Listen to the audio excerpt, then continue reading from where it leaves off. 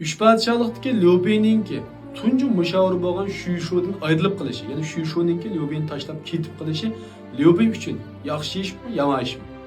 Yurak berib, alt raqamini yo'llab saqlab etgandan keyin filmning davomini ko'ring.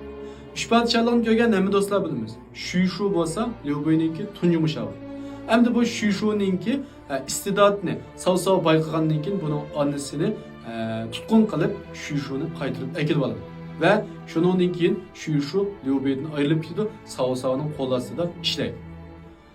Endi qaraydigan bo'lsak, amaliyotda bu Liubeninki o'zining iqtidorli odamdan ayrilib qolgandek bir holatni shakllantirganda qilgan bilan uninki texmi iqtidorli odamga erishishiga bir sabab bo'lgan deyishik bo'ldi. Chunki Shushu Liubedan ayrilishdan burun uningga Zhuge tavsiya qildi.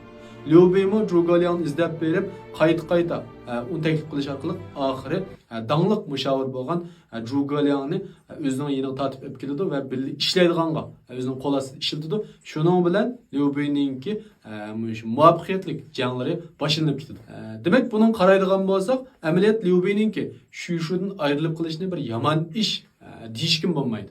Chunki bir yo'qotish orqali u yana bir yaxshi narsaga erishgan deyish bo'ldi.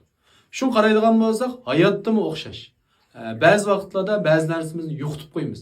Ammo shu yo'qotishlar yana yangi erishishlarni borliqqa keltirdi.